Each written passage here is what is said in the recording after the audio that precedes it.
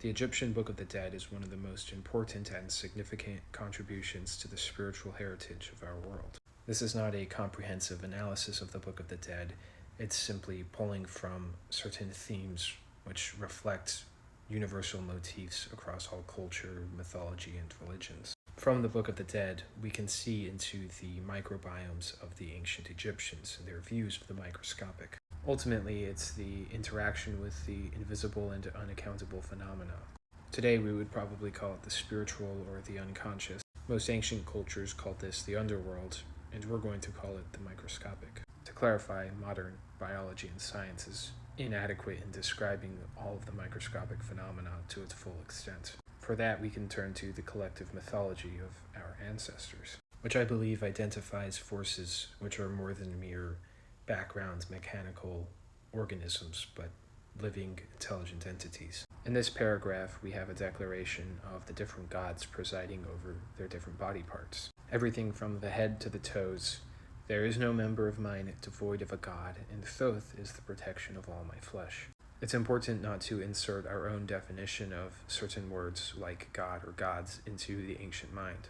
The Egyptian word for God is closely related to the dead or the afterlife or underworld. The deceased enter God's domain, the underworld or the spiritual realm or the microscopic. It is because the Egyptians believed they were entering the domain of the gods, the underworld, that they took so much care in preserving their corpses. Here they are invoking gods like Osiris and Khepri, who are death and renewal gods, asking to be protected from putrefaction, from corruption, from decay, worms, and maggots. To keep a corpse from putrefying is to rescue him from the eater of souls. To not have your body rot and decay is to be spiritually safe in the mortuary rituals of Egypt. What goes on in the underworld or the spiritual world exhibits physical signs. It's not as if it's a different dimension, it's just unseen. But there's also the entire cosmic mythology playing out in one's own body and own life.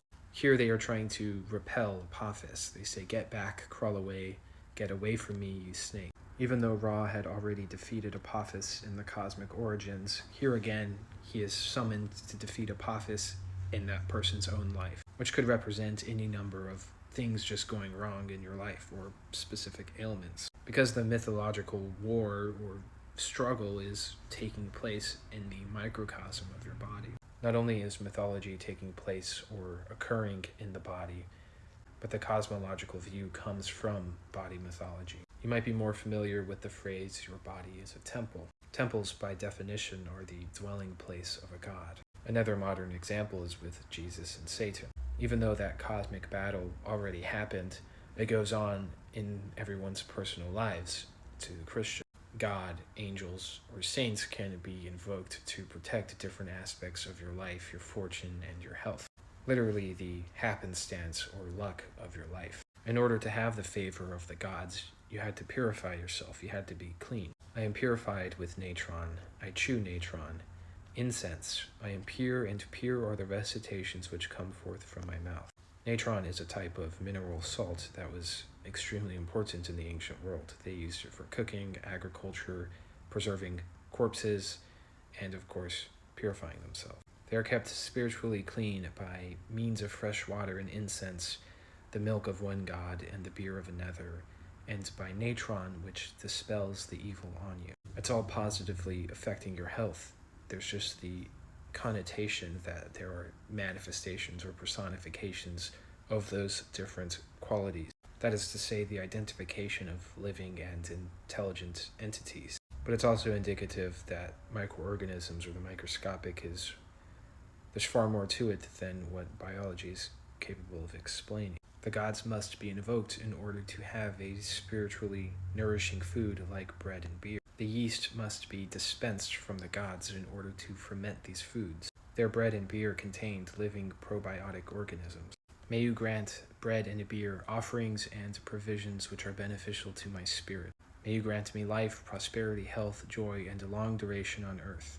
O fathers and mothers of the gods, who are over the sky and earth, and who are in the gods' domain, save me from all kinds of harm and injury, from all things bad and harmful which may be done or said against me by men, gods, spirits, or the dead, by day, by night, in the monthly festival, in the half-monthly festival, in the year. It is the unconscious forces and world around us and in us that lead to these things, that lead it to health and joy and long duration on earth, but also to things that are bad and harmful.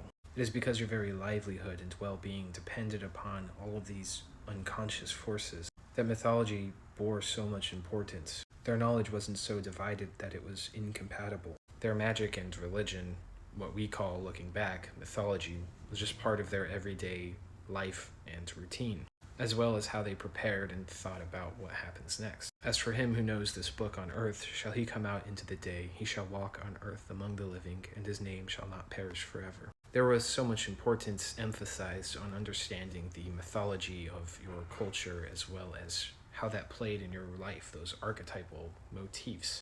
It's not coming from a place of irrational, superstitious fear. Mythology and the visions and archetypes within mythology and religion, they're expressions of what's happening in the body. These events and tales are put into human terms because that is how we see ourselves. From your beliefs and cosmological view is a self-diagnostic tool. In the modern, spiritually anemic, scientific mythology, the cosmological view is one of wormholes, reflecting the body mythology of those scientists. You can see the cosmological views and how they reflect within your own body mythology.